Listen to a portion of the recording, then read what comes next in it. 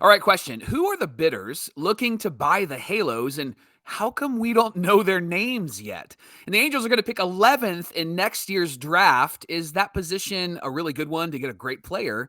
And Shohei Ohtani plans to pitch more in 2023. How much more?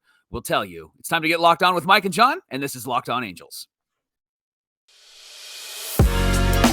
You are Locked On Angels, your daily Los Angeles Angels podcast. Part of the Locked On Podcast Network, your team every day. And John, I thank you for making Locked On Angels your first listen of the day. Every show is, of course, free and available on all platforms like Apple Podcasts and Spotify. The best way to help us out, give us a rate and a review. We appreciate that. Those watching on YouTube, make sure that you're subscribed and click that bell to be notified every time a new episode drops. Thanks for being here with us for this episode of Locked On Angels, where it's your team every day. You've got the Frisch Brothers here with you, a.k.a. the Super Halo Bros. My name is John, and that's my brother Mike. And my name is Mike, and that's my brother John. Mike, we've got some news in regards to the ownership situation with the Angels. In fact, we heard from Rob Manfred last week and kind of how that deal is progressing.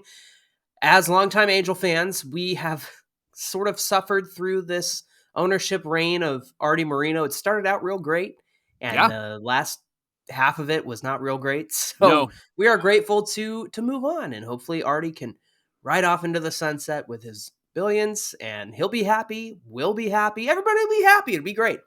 And so as longtime fans, we are very interested in who is going to step into this role coming up, and possibly even by opening day, according to Rob Manfred. Let me go to the quote here. He said, "There's multiple parties involved in the bidding for the Angels, and that it's his understanding that the club would have liked to have the sale resolved by opening day. However, that depends on the bidding process and how quickly they can get it done." So that's kind of some eye-opening news, because in all the discussion of selling the team, it's been, it could take a year. It could be halfway through next season. It could be 2024. So to get it done by opening day, I'm ready. Let's do it. Let's go. Absolutely.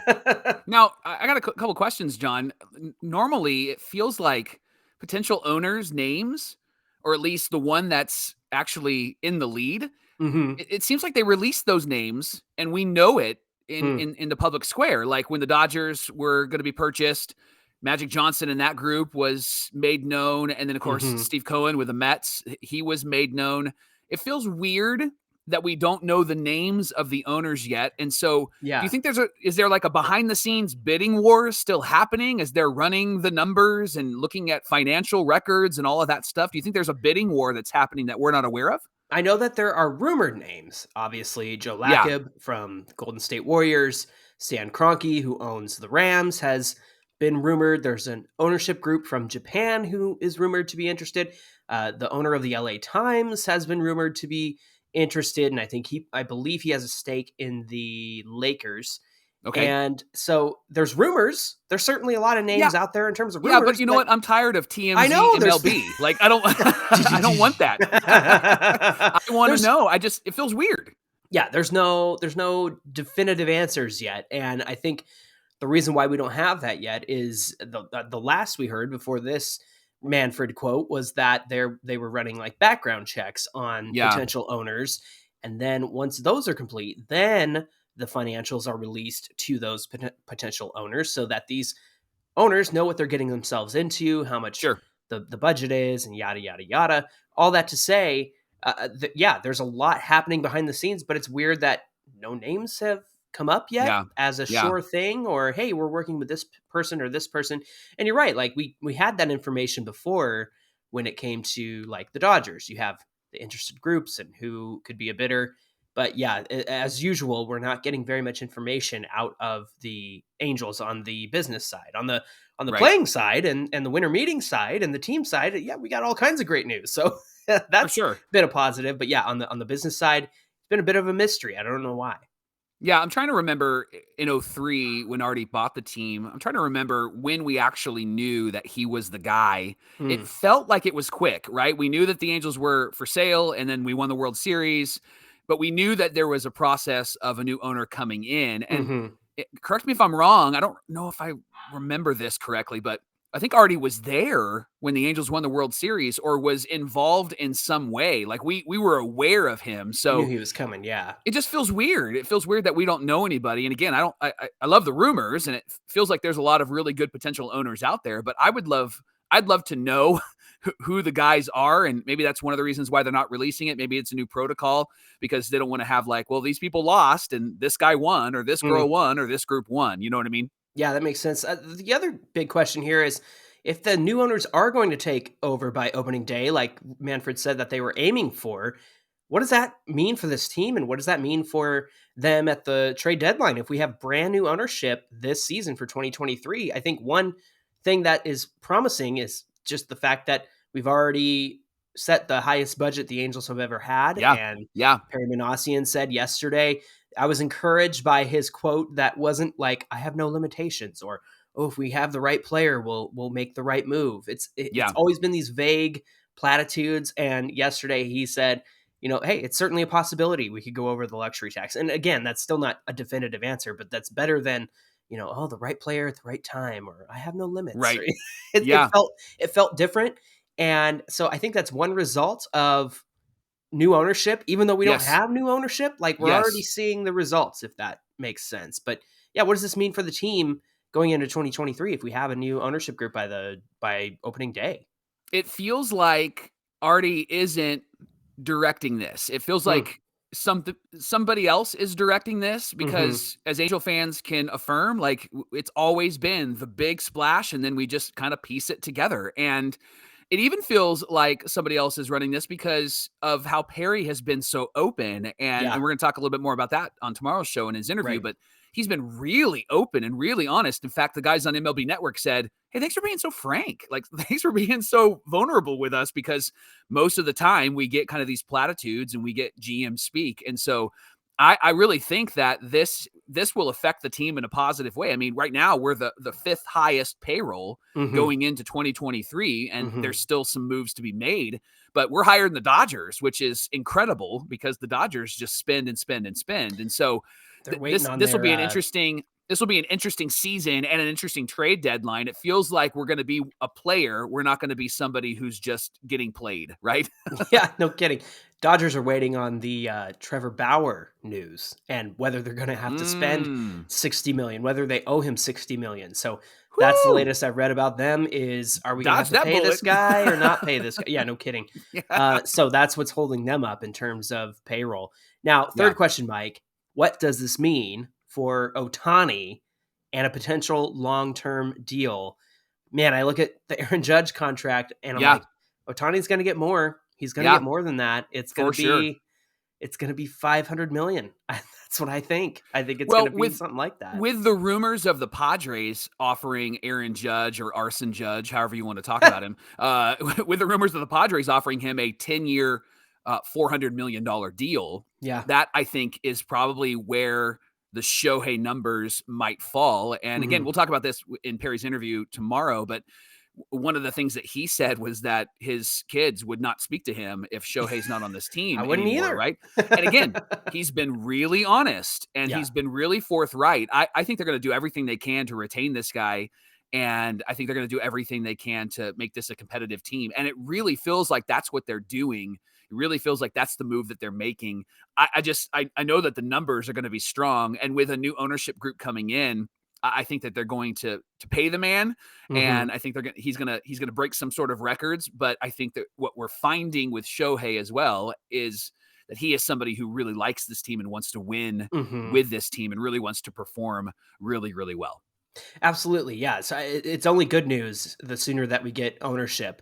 It's only good news the faster that it happens, because it allows us to get a deal done with Shohei, because the cement will be dry. We'll know who's going to be the ownership of this team. We know who's going to be running the team, and Shohei will know that as well. And that's a big factor in making a decision. And I feel like the next owner will inspire more confidence in the fans to get a deal done for Shohei Ohtani come next season. Coming up on Locked On Angels, we're going to talk about Ohtani and ask the question, how often will he pitch in 2023? There's some info out there. There's some conversations out there, and we're going to share why it's a good thing for the Halos. But first, Locked On Angels is brought to you by BetOnline. BetOnline.net is your number one source for sports betting info, stats, news, analysis. You can get the latest odds and trends for every professional and amateur league out there, from football to basketball to soccer to esports. We've got it all at betonline.net. And if you love sports podcasts, you can find those at BetOnline as well. They're going to help you out, make sure that you make the right bets and spend the right money. They're really, really helpful there. They're the fastest and easiest way to get your betting fix. So head to the website today or use your mobile device to learn more. BetOnline, where the game starts. Somebody had to be on the show. Somebody was getting upset. So, say hello to Lemon. Oh, you brought the dog. I had to bring the dog. It's Lemon. I love it. I love it. Well, hey, thanks for making Locked On Angels your first listen today. And for your second listen today, check out Locked On Sports Today. From the games that matter the most to the biggest stories in sports, go beyond the scoreboard and behind the scenes with local experts and insights only Locked On can provide. Locked On Sports Today is available on this app, YouTube, and wherever you get your podcasts. Major League Baseball conducted its first draft lottery on Tuesday, Johnny, at the winter meetings, and the Pittsburgh Pirates walked away with the biggest prize, the number one pick in the 2023 draft. Our friends over at Locked On Pirates were stoked about that, and so they're hopeful that they can get a really great player. Nationals secured the second pick. The Tigers got number 3, Rangers got number 4, Twins got number 5, while the A's rounded out the top 6, determined by the lottery, right? And so that was got screwed. Yeah. Let's be blunt. Yeah, they did. And that's the lottery, right? That's what happens. Yeah.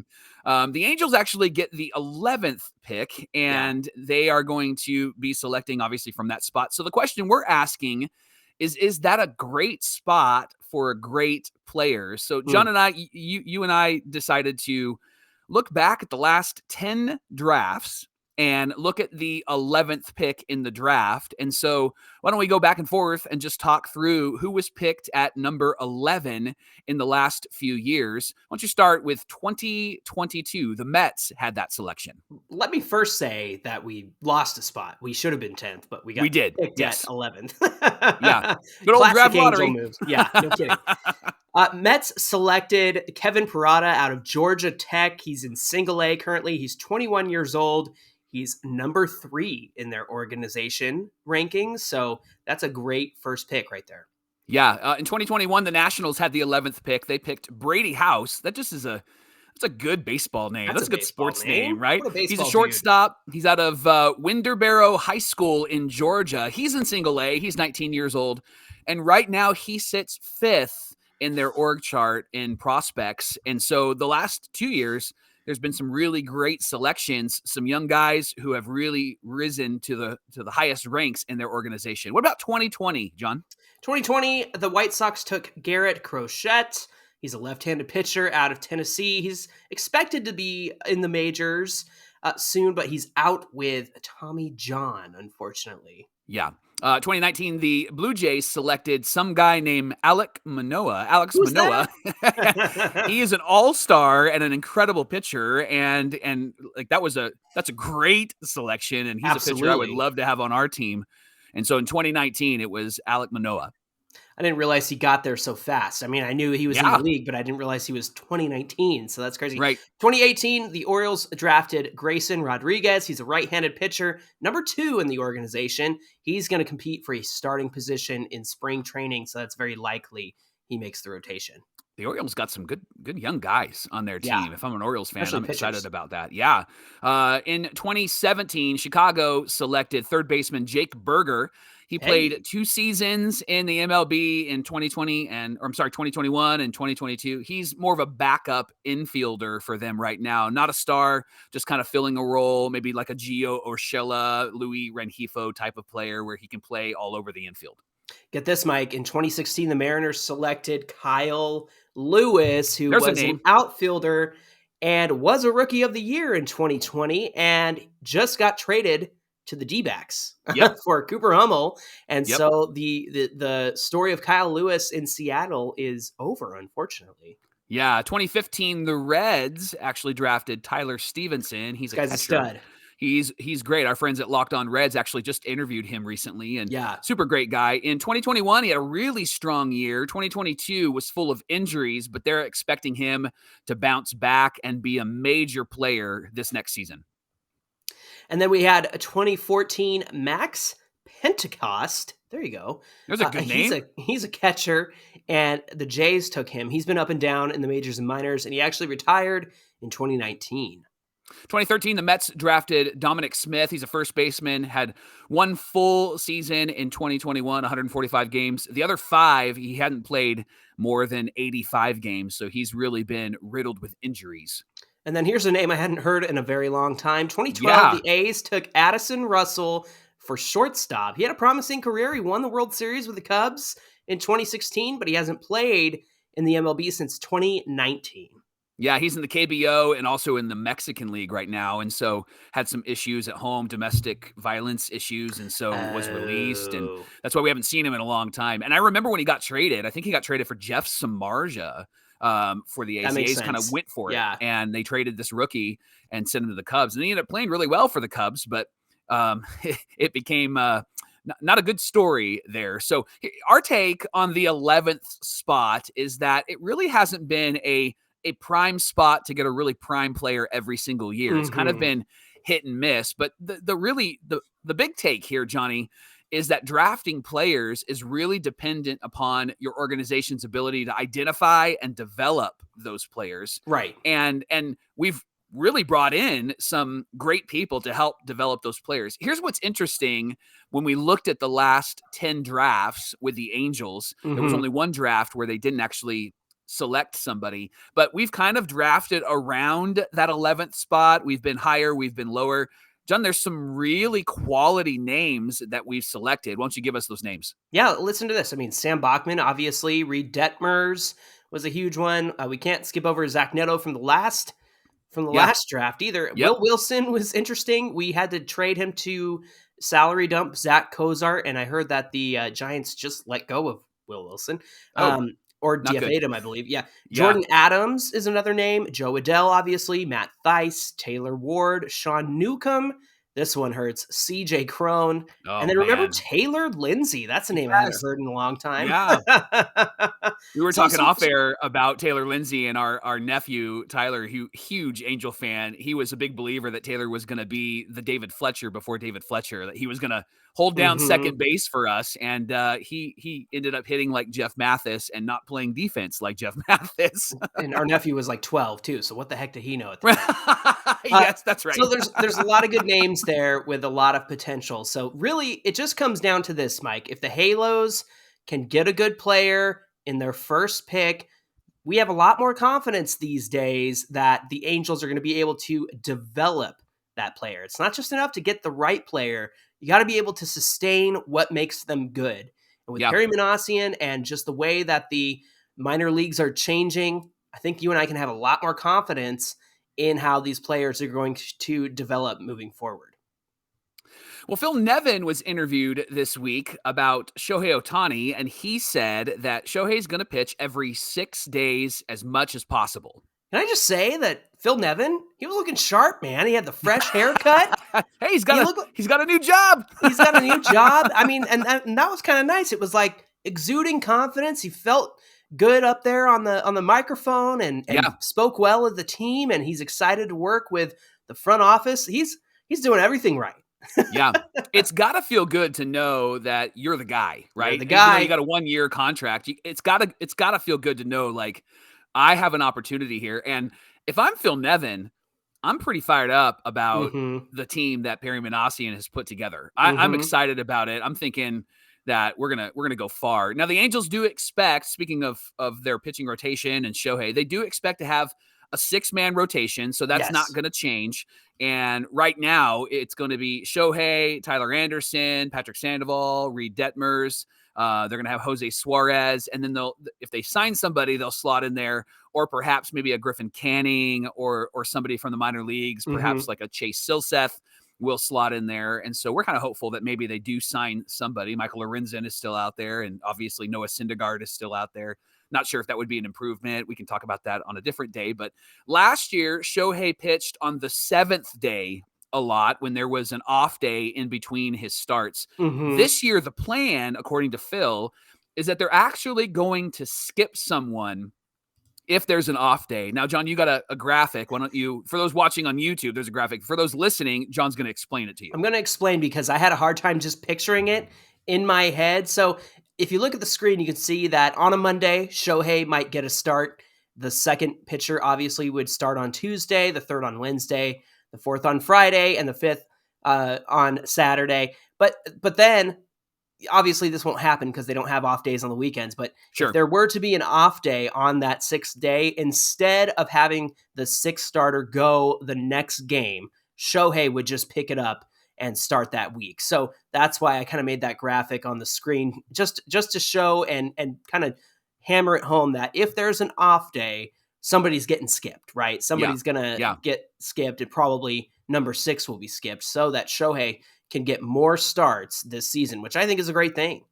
Yeah. The plan is to increase his workload in 2023. And Jeff Fletcher tweeted this out. He said, if they do that the whole season with 0 issues, so no rainouts, no injuries, things like that, that would be 31 starts. Last year, he started 28 games, so he'll get at least 3 more starts. So Johnny, is more Ohtani a good thing for Ohtani next season?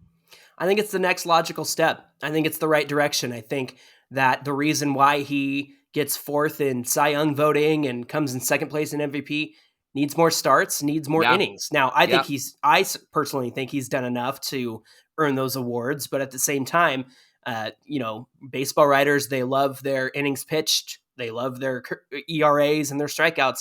So if that's the case, give more opportunity for Shohei to do that. Give Shohei the chance to go out and add possibly 21, 25 more innings, right? Give him a chance to add 3 starts to his repertoire, to his record, and give him a chance to strike more guys out, and give him a chance to compete in the pitching awards and MVP, to be honest. I think if he had more innings pitched, it would have been a lot closer than 2 first place votes. That's for sure. And let's not even get into the discussion about Goldilocks balls and juiced baseballs to chase home run records. Maybe we'll save that for another time. But good grief, man. It's just like, what do we have to do to show the world that Shohei is the best player in baseball? Because they're certainly adding a lot of hurdles in front of him. So if Phil Nevin and Shohei want to fire back and give Shohei the opportunity to show everyone who he is, let's do it. I'm all for it. Yeah, I think this is really going to benefit him for the reasons that you said, but I think it's also going to benefit the team, because then it's going to be Shohei up against their ace. So we're going to see some really great matchups. I mean, I can't wait for that first Jacob deGrom Shohei Ohtani matchup, right? I can't wait for that Garrett Cole Shohei Ohtani matchup, and even with the Astros though, like we're going to be able to see him go up against the Astros, and he owned them last season, going 4-1. So I think that this is going to benefit the team. It's going to benefit that starting rotation. It's going to benefit those young guys. Having more Shohei is always a good thing. And speaking of Jeff Fletcher, when he tweeted this out, somebody was like, oh man, and it's inevitable Angel fans, right? Oh man, this means he's going to get hurt. It means this, it means that, and this is dangerous.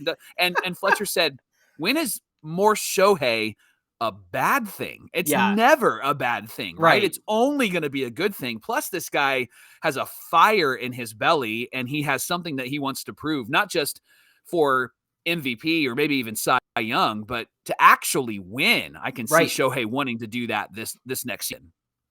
Yeah, and the thing about him possibly getting hurt or adding more of his workload, he wouldn't do it if he couldn't do it. He would say no. He wouldn't add this stress to his repertoire. And he knows his body. He knows his routine better than any coaching staff on the Angels or anywhere else or on Twitter. He knows his body better than anybody else. And so he knows how much capacity he can push himself to. And if he wants to add 3 more starts, if he wants to go out there every 6th day, then more power to him, because we need him. He wants to do it. He wants to win. He knows that when he's on the mound, the Angels have a 99.9% chance of winning every time he starts. So I think that this is a great move. We don't have to worry about him getting hurt. We don't have to worry about the workload. He can manage it. He knows himself better than anybody else on the team. Well, thanks for making Locked On Angels your first listen today. Now for your next listen, check out our friends at the Locked On Sports Today podcast. They share some of the biggest stories of the day, instant reactions, big game recaps, and the take of the day. They're available on the Odyssey app, YouTube, or wherever you get your podcasts. Be sure to give us a follow at Locked On Angels on Twitter. And if you want to follow us on Instagram, you can get us there at Super Halo Bros. And of course, if you want to comment below the video on YouTube, please do so. We love reading your comments. Mike, what do we have on deck for tomorrow's show? Well, as we mentioned, Perry was interviewed at the winter meetings, and so we're going to talk Perry on Shohei Ohtani, Perry on Tyler Anderson, and Perry on the moves that they have made so far. We're going to talk all about that, and if there are any other moves, we're going to share those moves with you right here on Locked On Angels. Looking forward to that conversation. This is the best move of my offseason right here. Hello, Lemon. I think this is the first time we've had 3 hosts on this show. This is great. That's right. All right, y'all. Well, until that conversation, my name is John, and that's my brother Mike. And my name is Mike, and that's my brother John. And we'll see you right back here tomorrow for more Locked On Angels.